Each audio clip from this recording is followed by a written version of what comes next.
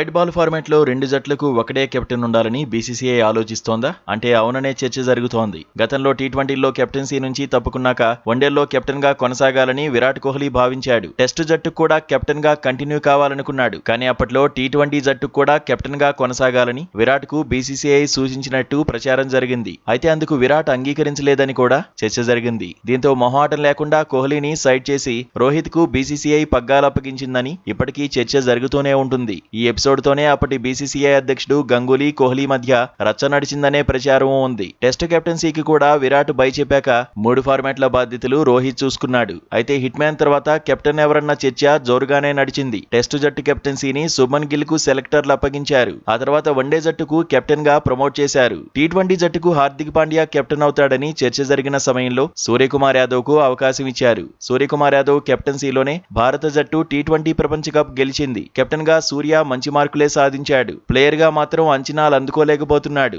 Captain అయినప్పటి నుంచి పరుగుల రేసులో వెనకబడిపోతున్నాడు. ఐపీఎల్లోనూ సూర్యకుమార్ యాదవ్ ఆకట్టుకోలేకపోతున్నాడు. 10 మ్యాచ్ల్లో 95 పరుగులే సాధించాడు. దీంతో సూర్యకుమార్ యాదవ్ అంతర్జాతీయ కెరీర్ ముగింపు దశకు చేరినట్టే అనే చర్చ జరుగుతోంది. జూన్లో ఐర్లాండ్ తో భారత జట్టు 2 టీ20లు ఆడబోతోంది. ఆ తర్వాత ఇంగ్లాండ్ తోనూ 5 టీ20ల సిరీస్ ఆడుతుంది. ఈ సిరీస్ల కోసం సూర్యకుమార్ యాదవ్ స్థానంలో కెప్టెన్ గా శ్రేయస్ అయ్యర్ ను ఎంపిక చేయాలనే ఆలోచనలో బీసీసీఐ ఉన్నట్టు కథనాలు వస్తున్నాయి. ఐపీఎల్లో శ్రేయస్ అయ్యర్ అద్భుతంగా రాణిస్తున్నాడు. ప్లేయర్ గా కెప్టెన్ గా అంచనాలు అందుకుంటున్నాడు. తొలి 7 మ్యాచ్ల్లో పంజాబ్ కింగ్స్ ఒక్క మ్యాచ్ కూడా ఓడిపోలేదు. చివరి 3 మ్యాచ్ల్లో ఓడిపోయినప్పటికీ ఓవరాల్ గా కెప్టెన్ గా బ్యాటర్ గా శ్రేయస్ అయ్యర్ అదుర్సనిపిస్తున్నాడు. సీజన్ లో 9 ఇన్నింగ్స్ల్లో 333 పరుగులు సాధించాడు. ప్రస్తుతం భారత వన్డే జట్టుకు శ్రేయస్ అయ్యర్ వైస్ కెప్టెన్ గా ఉన్నాడు. కెప్టెన్ గా శుభ్మన్ గిల్ సేవలందిస్తున్నాడు. 2 ఫార్మాట్లకు ఒకటే కెప్టెన్ కావాలనుకుంటే వన్డే జట్టు కెప్టెన్సీ నుంచి శుభ్మన్ అవుటేనట్టే అనే చర్చ జరుగుతోంది. టెస్ట్ కెప్టెన్సీకి మాత్రమే గిల్ పరిమితం కావచ్చని ఎక్స్పర్ట్స్ అంచనా వేస్తున్నారు.